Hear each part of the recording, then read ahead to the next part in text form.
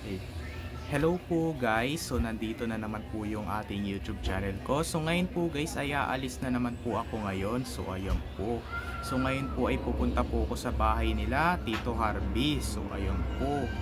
Para mag-vlog doon tapos kumanta ako. So ayan po yung nakita nyo guys doon nung sa YouTube channel ni Musikero Station, yung YouTube channel ni Tito Harvey. So ayun yung YouTube channel niya, Musikero Station. So sasama rin ako doon.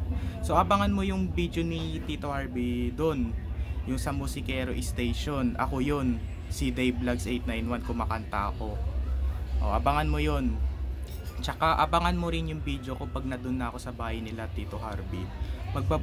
Iba-vlog ko yung studio ni Tito Harvey doon. Tapos ano ba?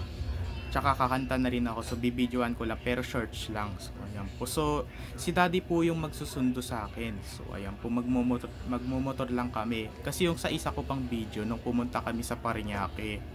So ayan po. Tapos nung sa market. So ngayon po ay aalis lang po ako lang po yung aalis. Susunduin ako ni daddy ko. Pero hindi sasama hindi sasama ni sila Ate Ronalyn. So ayan po. So ngayon po guys ay nakasuot na rin po ako ng short. Ayan, short na pang-alis, tapos nakasapatos na rin ako. So pero ito ulit yung sapatos ko. Ayan ulit yung sapatos ko nung sinuot ko noon sa Parañaque tapos sa market.